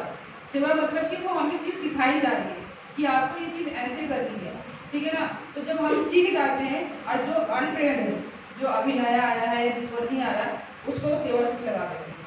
तो ऐसा नहीं है कि आपको स्कूल में सेवा मिल गई तो वही कंटिन्यू चलेगी। ऐसे ही तो हमारा स्कूल का दौर डिवाइड हो गया इसी सेवा के चक्कर में कि किसी जो डिवोटी थे उन्होंने मंदिर बनवाया, बहुत मेहनत से मंदिर बनवाया, ठीक है, नाम तो नहीं बताऊंगी मैं। बहुत मेहनत से उन्होंने बहुत विशाल मंदिर बनाया। तो कुछ टाइम बाद उनकी सेवा चेंज हो गई। तो प्रेसिडेंट थे उस मंदिर के, तो उनकी सेवा चेंज कर दी गई। तो उस बात पे वो उनकी बहस हो गई कि मैंने इतनी मेहनत से मंदिर बनाया, आप मेरी सेवा चेंज कैसे कर रहे हो? ये कई ग्रुपों में होता है। अगर किसी को सेवा अच्छी मिल गई और चेंज हो जाता है तो या तो ग्रुप छोड़ देते हैं या फिर उठ के 1-2 साल साइड में हो जाते हैं या फिर मतलब कुछ ना कुछ कर देते हैं। लेकिन हमें ये किसलिए किया जाता है कि हमें उस सेवा से आसक्ति ना हो। अगर आसक्ति हो गई तो हमारे अंदर लोभ बढ़ेगा, लोभ बढ़ेगा तो क्रोध बढ़ेगा, क्रोध बढ़ेगी तो ईर्ष्या और जलन उत्पन्न होगा। तो इसीलिए हमारी सेवाएं चेंज होती रहती है। ऐसे ही जितने ये आदित्य हैं, जितने भगवान हैं, हर महीने में इनकी सेवाएं चेंज होती है ताकि इन लोगों को इस पर प्राउड ना हो, घमंड ना हो। भगवान ने भी व्यवस्था कर रखी है। ऐसा नहीं है कि प्रभुपाद ने नियम बना रखा है इस कॉल में, ऐसा नियम है, नहीं, ऐसा कुछ नहीं है। प्रभुपाद ने हर कुछ सोच समझ के बनाया, परफेक्ट तरीके से बनाया। इसीलिए आज तक GBC कुछ चेंज नहीं कर पाया। जो प्रभुपाद करके गए हैं उसी में ही चल रहा सारा कुछ नियम, कुछ जोड़ तोड़ नहीं हुआ है। तो परफेक्ट नियम बना है और हम सही संस्था में है तो हमें इस चीज़ को पकड़ के आगे जाना है। क्यों? क्योंकि हमें हर सब कुछ दे रहे हैं। अच्छा, स्कूल में आने के बाद कुछ चीज़ की कमी है, लग रहा है कि कुछ चीज़ की कमी रह गई है, हमें किसी और संस्था में जाना चाहिए। वे ज्ञान दे रहे हैं, आपको सपोर्ट दे रहे हैं, ठीक है, आपको ग्रुप दे रहे हैं, ठीक है, आपको हर चीज़ तो दे रहे हैं, यात्रा पे हर लेके जाते हैं, आपकी सेफ्टी रखते हैं, क्या सब कुछ है।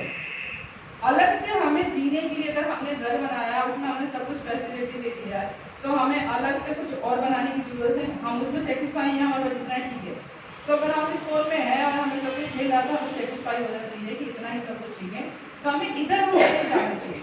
किस लिए जा रहे हो? मन भटकेगा, ठीक है, बुद्धि भ्रष्ट होगी और सबसे बड़ी बात कि हमारा समय बर्बाद होगा, जो कि वापस नहीं आता। एक बार चला गया वापस नहीं आता। समय हमारे ढूंढने में निकल गया। जैसे अभी बताया था ना कि एक बच्चा है वो पिता को ढूंढ रहा है, तो पूरी जिंदगी ढूंढते ही निकल जाएगा, कितने जन्मों तक ढूंढता रहे। लेकिन अगर शॉर्टकट रास्ता लेना है तो सबसे बड़ी बात है कि माँ से ऐसे ही स्कूल में जब हमें सब कुछ मिल रहा है, हमारा पेट भर रहा है, तो अलग से हमें मेहनत करने की क्या जरूरत है? अलग जरूरत नहीं है करने की। जितना बताया जा रहा है इतना भी कर लो। तो प्रभुपाद क्या कहते हैं? प्रभुपाद कहते हैं ना कि अगर आपको फ्रंट से एंट्री नहीं मिलेगी आपको बैकग्राउंड में, तो मैं बैक से एंट्री करा दूंगा, लेकिन सेवा में लगो, सेवा मत छोड़ो। अगर सेवा छोड़ दिया तो मैं कुछ नहीं कर सकती, ठीक है। तो जो भी हमें सेवा मिल रही है सच्चे मन से और 100% दे के सेवा करनी है। उससे अगर हम इधर उधर हटते हैं तो उसका रिजल्ट हमारे ग्रुप में कुछ हुआ है, कुछ लोगों को मिला है कि हटने के बाद में तो क्या परिस्थिति हुई है और जब जुड़े थे तो क्या परिस्थिति हुई। तो कृष्ण की और गुरु की कृपा हो जाती है। अगर जैसे ही हम लोग जुड़ना शुरू कर देते हैं तो कृष्ण और गुरु की कृपा हम पे हो जाती है, डायरेक्ट कनेक्शन हो जाता है। तो इसीलिए ये सब चीज़ें हमें जरूरी है। और जब सूर्य निकलते हैं तो सारे जितने भी ऋषिगण हैं सब सूर्य की स्वागत करते हैं, ठीक है, और सूर्य की स्तुति करते हैं। जितने गंधर्व है यशोगान करते हैं और अप्सराएं नृत्य करती हैं और राक्षस वगैरह है आगे पीछे सपोर्ट करते हैं। सूर्य की रक्षा राक्षस भी करते हैं। क्यों? क्योंकि उनको भी धूप चाहिए, ठीक है ना, उनको भी जीना है ना। और जो सर्प है, हमने बोला था ना अभी सर्प में सूर्य भगवान के साथ होते हैं, वो एकदम घोड़ा खींचते हैं, उसको क्या बोलते हैं? जो डोर होती है लगाम। जो ये सांप है ना, ये सांप मतलब जो वासुकी वगैरह है ये लगाम का काम करते हैं, ठीक है। राक्षस सपोर्ट करते हैं, गंधर्व बागडोर संभालते हैं, ठीक है, और ऋषि मुनि सब सूर्य को देख के उसकी रक्षा करते हैं। आप लोगों ने सुना है कि जब सूर्य निकलता है ब्रह्म मुहूर्त में तो 70 करोड़ के करीब राक्षस सूर्य को खाने के लिए उतावले रहते हैं ना। आप लोग 70 करोड़ के करीब जितने भी राक्षस है ना, वो जैसे सूर्य निकलते हैं ना वो खाने के लिए वो तत्पर रहते हैं कि हम इसको फटाफट खा जाए। और सूर्य की रक्षा जितने भी हमारे ऋषि मुनि हैं जिसने इस धरती पे अदृश्य तरीके से रह रहे हैं, वो सारे ऋषि मुनि सूर्य की रक्षा करते हैं उन राक्षसों से। तो हमें सुबह सुबह क्यों बोला जाता है कि हम सूर्य को चलते हैं? शास्त्रों में लिखा है ना सूर्य को चलते हैं, इसीलिए कि सूर्य का पावर बढ़े। लेकिन जब हम इस्कॉन में आते हैं तो अगर हम सुबह सुबह का मंगल आरती करते हैं तो हमने तुलसी की सेवा कर ली, गुरु की सेवा कर ली, उससे से सूर्य को तरफ बल मिल जाता है कि हम उसकी रक्षा कर रहे हैं। अगर हम अपने लिए पूजा नहीं कर सकते तो हम सूर्य भगवान के लिए तो मंगल आरती करें।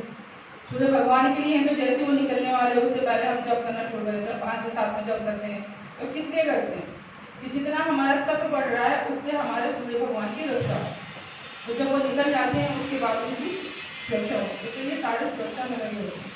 चंद्रमा की ज़्यादा तो नहीं है, चंद्रमा के 3 पहिए होते हैं और इनके सफ़ेद घोड़े हैं और इनकी घोड़ों की संख्या 10 है, ठीक है। अब जब ये बार ये हफ्ते भी तो है ना हमारे, ठीक है, तो चंद्रमा के जो पुत्र हैं बुध, इनके जल और अग्नि से जो मिक्स जो तत्व बनता है ना, ये भगवान तो कुछ भी कर सकते हैं, अग्नि और जल को मिला के भी तत्व बना सकते हैं, जैसे लोहा बनता है। तो उस तत्व से घोड़े के जो क्या बोलते हैं वो बना, ठीक है। और 8 इनके घोड़े। शुक्र महान, मतलब शुक्र क्या है, वो अपने पूरे दल बल लेके चलते हैं, क्योंकि वो तो राक्षसों के वो है ना, गुरु है। तो गुरु के सपोर्ट में तो सब खड़े होते हैं सारे, तो पूरे दल बल के साथ में ये चलते हैं। और जो इनके घोड़े हैं वो पृथ्वी पे जो उत्पन्न घोड़े हैं ना वही है, ठीक है, अलग से कुछ नहीं है, ठीक है।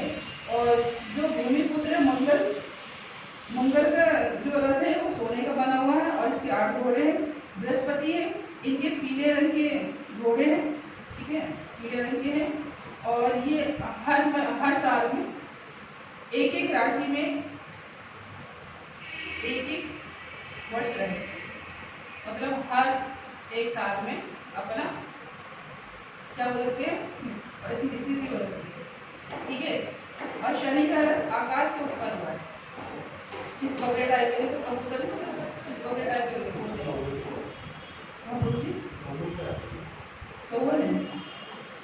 ये आकाश से उत्पन्न हुए चितकबरे टाइप के घोड़े हैं। और ये बहुत धीरे धीरे चलते हैं, होते हैं ना, कई बहुत धीरे चलते हैं, कोई बहुत फास्ट चलते हैं, इनकी गति बहुत धीरे है। और बृहस्पति के करते हैं हर साल में एक राशि को क्रॉस करते हुए जाते हैं। और राहु के 8 घोड़े हैं और भौरे के समान, जैसे भौरा होता है काले रंग का, उस समान उनके घोड़े हैं, ठीक है। और ये तो एक बार जब शुरू होते हैं तो निरंतर चलते रहते हैं, इसके ग्रह में उसके ग्रह में, ठीक है ना। इनका तो काम ही यही है राहु केतु का ग्रह लगाना। और केतु का भी वही है, हवा के वेग से चलते हैं, इनके भी 8 घोड़े और धुएं के रंग के इनके घोड़े वगैरह हो जाते हैं, ठीक है। अब नक्षत्र का बताऊं क्या पहले हो जाएगा, है ना। नक्षत्र में रहने देती हूँ, बस ये थोड़ा सा हम देख लेते हैं कि जो उत्तम नक्षत्र नक्षत्र की चर्चा ना करके हम थोड़ा सा, अगर रविवार को अगर मूल नक्षत्र है तो ये उत्तम होता है, ठीक है। सोमवार को श्रावण नक्षत्र है तो उत्तम होता है। मंगलवार को उत्तरा भाद्रपद नक्षत्र होता है। नक्षत्र के बारे में पता है वो, तो फिर ये बताना बेकार है, अगर उसमें चर्चा होती तो होता। अच्छा, नक्षत्र कितने होते हैं? कुंडली तो सबने बनाई होगी अपने बच्चों की, कुंडली किसी ने भी नहीं बनवाई, बनी हुई है ना। कितने नक्षत्र होते हैं? कुंडली बनाना आता है, पंडितों को पैसा देना आता है ना, लेकिन नक्षत्र कितने होते हैं ये नहीं पता। कौन से नक्षत्र में पुत्र पैदा हुआ है नहीं पता, कुछ नहीं पता, बस बनवाया और उसको बन दिया और अलमारी में तो दबा के रख दिया। जब शादी होगी तब निकलेगा, है ना, शादी के टाइम में निकलेगा, पैदा हुआ है तब बन गया, कुंडली भटभट बन गई, ठीक है ना, शादी होगा तब निकलेगा। तो बनाई किस लिए थी? शादी के लिए बनाई है क्या? नामकरण और शादी के लिए, है ना। मतलब ये जरूरी है, नक्षत्र कितने हैं क्या है कुछ नहीं। अपना सनातन धर्म तो लोगों ने मतलब क्या कर रखा कुछ नहीं पता भाई। अपने जो चीज है, अब पिता का नाम पता नहीं, है ना, अपने घर के दादा का नाम पता नहीं, परदादा का नाम पता नहीं, अखबार का पता है, अखबार का बाप का पता है, उसके बाप का पता है ना। क्यों? क्योंकि इतिहास में लिखा है ना। और राम जी के पिता का पूछो, उनके दादा कौन थे? मतलब राम जी के दादा के बारे में पता ही नहीं। अपने सनातन धर्म में तो छोड़ ही दो, मतलब कुछ नहीं पता। हम बड़ों को नहीं पता, बच्चे तो बहुत बड़ी बात है। जब तक हम नहीं सीखेंगे तब तक हम अपने बच्चों को क्या सिखाएंगे, और वो अपने बच्चों को क्या सिखाएंगे? तो सनातन धर्म तो हमारा गया, और हम क्या पढ़ेंगे इतिहास में? अखबार, बीरबल, जहांगीर और क्या था, तैमूर, यही पढ़ेंगे क्या? हमें राम पढ़ना है, हमें कृष्ण पढ़ना है। हमारा जो धर्म है, हमारे जो भगवान है, हमारा जो नियम है, हमारे शास्त्र है, कितने हमारे शास्त्र कितने पुराने हमें नहीं पता। पुराना तो पता चल गया होगा, रटते रटते हो गए ना। कितने पुराने हैं? कितनी बार क्लास हुई है पुरानों पे? 18 पुराण है। अरे भाई याद रखो, ऐसा तो नहीं है कि आगे दौड़ पीछे दौड़, हैं? मतलब कथा तो सुन रहे हैं, चलो ठीक है, फिर लास्ट में चलो ठीक है प्रसादम मानेंगे आप, तो चलो ठीक है, आज ये है आज वो है, प्रसादम के लिए कर रहे हैं, ठीक है। प्रभुपाद ने प्रसादम बनाया है और प्रसादम के माध्यम से हिप्पी जुड़े भी हैं। हिप्पी से तो हम बेटर हैं भाई, हिप्पी से तो अच्छे हैं हम। हिप्पी तो बिल्कुल आप कह सकते हो कि झुग्गी झोपड़ जो होते हैं उससे भी थर्ड क्लास थे। वो पी के कहाँ पड़े हुए हैं, क्या कर रहे हैं, कपड़े कहाँ हैं, उनके कुछ होश नहीं, वो सुधर गए प्रसादम से। तो हम तो फिर भी इंसान है, तो हमें कुछ तो असर होना चाहिए, कथा का भी होना चाहिए और प्रसादम का और बनाने का भी होना चाहिए कि हम भगवान को ना स्वाद जो होता है ना, स्वाद, कितने स्वाद है। क्योंकि भगवान को कहते हैं ना कि अगर किसी को प्रसन्न करना तो कैसे करना है? अगर किसी के मन में जाना है तो मन में जाने का क्या रास्ता है? हाँ बताओ, बोलो, पता है सब पता है। हाँ मुझे आवाज नहीं आ रही ना, जोर से बोलो। अगर किसी के मन में जाना है तो उसको पेट से होके है रास्ता। अगर आपने उसको पेट को संतुष्ट कर दिया, उसके आत्मा को संतुष्ट कर दिया, तो मन में अच्छे से एंट्री हो जाती है। लगा, अगर उसको पेट को संतुष्ट नहीं किया है तो मन में जाने का कोई रास्ता नहीं है, ठीक है ना। अगर कोई लड़की है, बहुत अमीर है, बहुत सुंदर है, ठीक है, शादी करा दो उसकी लड़की की, लड़का लड़की दोनों ठीक है, लड़की भी खुद दहेज लेकर आई है, बहुत सुंदर है, बहुत पढ़ी लिखी है, गवर्नमेंट जॉब वाली है, ठीक है, ठीक है, और लड़कों को भी बहुत पसंद करती है, दोनों के लव मैरिज हो गई, दोनों घर में आए, लड़का ऑफिस आ रहा है, बोला मैं ऑफिस आ रहा हूँ, कह रहा हाँ ठीक है जाओ, bye, I love you, bye, ठीक है। अब वो खाली पेट आई लव यू क्या बोलेगा और क्या बाय बोलेगा? खाली पेट तो वो जा रहा है, ठीक है, मिलने के लिए बाय बोलेगा। चलो एक दिन कोशिश करेगा, चलो ऑफिस में खा लूंगा, ठीक है, दूसरे दिन भी आई लव यू, बाय, अच्छा, तीसरे दिन में वही हाल होगा, तो बोलेगा कि तू रहने दे और अपने मायके जा, वहाँ जाके कुछ सीख कर फिर आई लव यू और बाय बोलेंगे, ठीक है। आई लव यू और बाय बोलने से क्या पेट भरता है? हम भगवान को कर रहे हैं, कृष्ण हमारे, हम कृष्ण के, कृष्ण हमारे, हम कृष्ण के। अरे काहे के कृष्ण हमारे और काहे के हम, जब कुछ कर ही नहीं रहे हो तो, है ना। जब कृष्ण के लिए कुछ करोगे नहीं तो कृष्ण क्या करेंगे तुम्हारे पास आके? भाई कृष्ण को अगर प्रसन्न करना है तो कृष्ण का जो मन का रास्ता ना पेट से, कृष्ण को खाना बहुत पसंद है, आपने कथाएं सुनी होगी कि जो खाना लेकर आती थी, जितनी भी गोपियाँ थी उनका छीन छीन के खा रहे थे, नहीं देती थी तो मटकी फोड़ देते थे, तुम बचोगे कहाँ। तो जब हमें पता है कि कृष्ण को प्रसादम बहुत पसंद है और वो भी स्वादिष्ट है, तो हम क्यों ना बनाए कृष्ण की